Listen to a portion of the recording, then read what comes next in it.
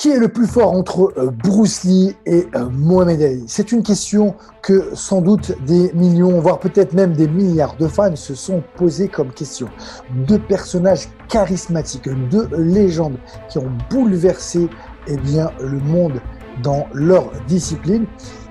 On va essayer de découvrir dans cette vidéo si jamais le combat aurait lieu en analysant les points forts, les points faibles qui aurait remporté ce match. C'est juste mon avis, voilà, donc je ne tiens pas la vérité, c'est juste que je pense que vous allez voir que je vais apporter des arguments solides pour déterminer qui va remporter ou qui aurait remporté le combat entre Mohamed Ali et Bruce Lee. Sur ce, restez avec moi, c'est parti, c'est maintenant!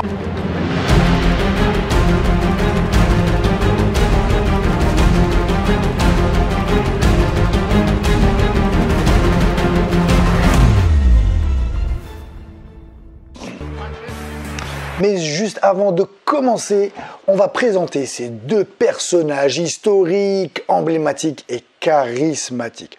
On va commencer par Mohamed Ali. Alors, il est né le 17 janvier 1942 à Louisville. Son vrai nom, c'est Cassius Clay, et il change de nom après s'être converti à l'islam. Alors, ce qu'il faut savoir, c'est qu'il s'est mis à la boxe à 12 ans parce qu'il avait été victime, on lui avait volé son vélo et voulait se venger. Et un policier lui avait dit que s'il voulait corriger son adversaire, il fallait qu'il se mette à la boxe. Et voilà comment la légende Mohamed Ali est née. À 18 ans, il devient champion olympique des mi-lourds. Et après, peu de temps après, il enchaîne les titres de champion du monde. Bruce Lee, lui, est né le 27 novembre 1940 à San Francisco. Son père est chinois et sa mère est d'origine allemande. Et oui, Bruce Lee est un métis. Bruce eut une enfance très difficile, il se bat régulièrement, ce qui le force à changer souvent d'école.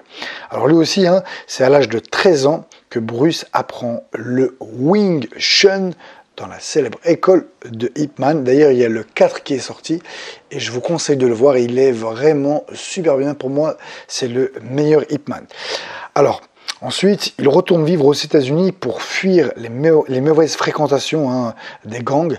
Parce que voilà, il a plein de soucis avec eux et sa mère, pour protéger, elle le renvoie aux États-Unis. Ensuite, il ouvre des académies pour enseigner donc le Kung-Fu. Et puis suite à une démonstration de Kung-Fu durant un tournoi international de karaté, c'est là qu'il se fait remarquer par un producteur et c'est là où la légende Bruce Lee démarra. Eh bien que le combat commence, j'ai pris 7 critères pour déterminer qui gagnerait ce combat. On va commencer par la longe, car dans un combat, la longe elle est vraiment très importante. Eh bien là, Mohamed Ali remporte le premier point. Il mesurait 1m91 pour 110 kg. Bruce Lee, lui, mesurait 1m66 pour 57 kg. Donc un point pour Mohamed Ali. On va prendre maintenant la puissance. Alors bien évidemment, Mohamed Ali est beaucoup plus lourd, presque le double du poids de Bruce Lee, donc forcément, proportionnellement, il est plus puissant. Mais on peut aussi s'apercevoir quand on voit Mohamed Ali frapper sur le sac de frappe et Bruce Lee, on voit que Bruce Lee, même si les gens disaient qu'il était très puissant, il n'y a rien de fou, il n'y a rien d'extraordinaire si on regarde ce qu'on voit là sur les images. Donc un avantage en termes d'impact et de puissance pour Mohamed Ali, donc 2-0. Un paramètre qui est important quand on combat, c'est la vitesse. Eh bien là, la vitesse, Bruce Lee remporterait le point, car il avait vraiment une vitesse qui était hors norme, vraiment quelqu'un de très rapide. Donc on lui accorderait un point, et la rapidité est très importante, la manière de toucher sans se faire toucher. Donc un point pour Bruce Lee, on est à 2-1. On va prendre maintenant l'agilité et la richesse technique. Eh bien là, Bruce Lee marque le point et égalise, car Bruce Lee sait utiliser les jambes, il sait faire des acrobaties, il a plein de techniques. Une richesse technique est beaucoup plus importante que Mohamed Ali qui utilise que les points. Maintenant, on va prendre un autre paramètre qui est l'encaissement, car quand on combat, il est vraiment très important de pouvoir encaisser les coups. Bon là, Mohamed Ali est 2 fois plus lourd que Bruce Lee. Et là, eh bien, désolé pour les pros Bruce Lee, mais je mettrai le point à Mohamed Ali. Mohamed Ali déjà par rapport à son poids, par rapport à son taille, mais Mohamed Ali était connu pour être un sur-encaisseur. Voilà, il a encaissé avec les combats avec des mecs qui étaient très très puissants comme Joe Frazier par exemple, et il a toujours su se démarquer, tenir bon et aller jusqu'à remporter ce match. Donc encaissement, vous êtes d'accord avec moi pour dire que Mohamed Ali remporterait ce combat. Et est-ce que maintenant Bruce Lee, sachant qu'il est très rapide mais en puissance un petit peu moins, est-ce qu'il aurait suffisamment de puissance pour affliger des dégâts et mettre KO Mohamed Ali? On ne le saura jamais, mais en tout cas, question encaissement, on afflige et on accorde le point à Mohamed Ali. Donc 3 pour Mohamed Ali, 2 pour Bruce Lee. On va prendre maintenant un autre paramètre, et qui celui-là est vraiment très très important en termes vraiment de combat qui serait gagnant. Eh bien, on va parler d'efficacité. Et là, eh bien, encore une fois, désolé pour les pros Bruce Lee, mais Mohamed Ali remporte ce combat. Mohamed Ali, c'est du concret. Voilà, on peut le voir. Il a 61 combats, 56 victoires, 37 KO. Donc, pratiquement un combat sur 2, un peu plus d'un combat sur 2, il le remportait par KO. Donc ça, c'est voilà, ça c'est du réel. Plus, je sais combien de titres de champion du monde. Donc, en termes d'efficacité, Mohamed Ali l'a prouvé et comme certains le disent, c'est l'un des meilleurs combattants de tous les temps. Et comme je l'ai dit, moi je suis plus pro Mike Tyson. Mais c'est autre chose.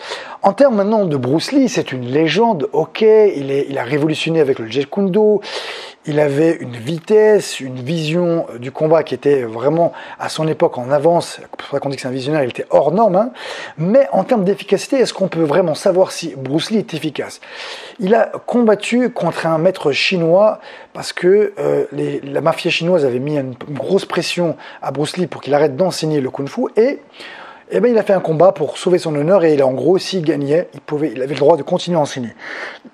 Et d'après les dires de sa femme, il a gagné le combat. Mais il a eu beaucoup de difficultés. Et d'ailleurs, c'est suite à ce combat où il s'est dit, putain, merde, avec ce que je sais maintenant du Wing Chun, du Kung Fu, c'est pas assez efficace. C'est pour ça qu'il est parti et qu'il a créé le Jeet Kune Do. Il a voulu vraiment développer un système parce que c'était un chercheur, c'était, voilà, comme je vous l'ai dit, un visionnaire. Donc, il a vraiment cherché à trouver un système vraiment efficace. Voilà d'où est venue l'idée de créer le Jeet Kune Do en mélangeant plein d'autres systèmes. Mais quand il a fait un combat contre ce maître, et donc chinois en Kung Fu, eh bien, il a gagné, mais avec difficulté. Puis quand il a fait un tournoi contre des combattants de karaté, eh bien, vous pouvez le voir sur les vidéos, rien d'extraordinaire. Voilà, il est rapide, mais rien vraiment qui prouve que Bruce Lee était le meilleur combattant de tous les temps. En tout cas, à l'époque, c'est ce qu'on disait.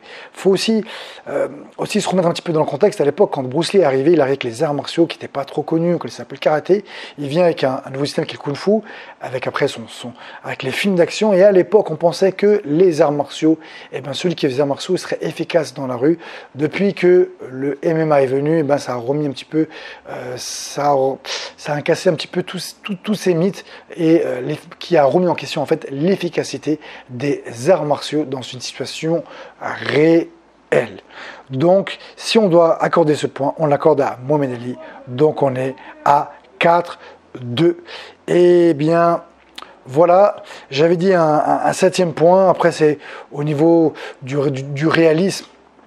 Eh bien, après, c'est encore une fois un de mes avis personnels, mais si on prend pour moi 100 combattants qui font de la boxe anglaise et 100 combattants qui font du kung-fu ou qui font un art martial, eh bien, je miserai sur les gars qui font de la boxe anglaise.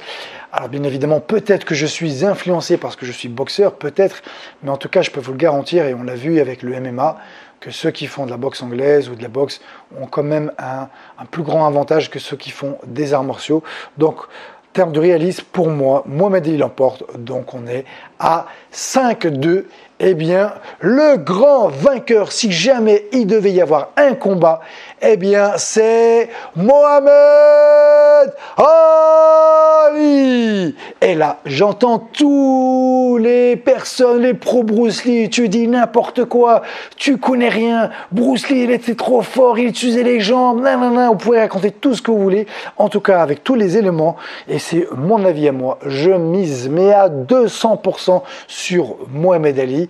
Maintenant, un truc où on peut dire si jamais Bruce Lee faisait le même poids, la même taille que Mohamed Ali, eh bien là par contre ça changerait tout. Et là peut-être qu'on serait, voilà, là ça serait beaucoup plus difficile, vu que Bruce Lee aurait les jambes, eh bien il aurait peut-être un avantage, je dis bien peut-être, parce qu'après maintenant, voilà, on l'a bien vu dans les MMA, c'est pas si évident de ça de dire qui va gagner, mais en tout cas, si jamais Bruce Lee était plus lourd et plus grand, peut-être qu'il aurait gagné le combat.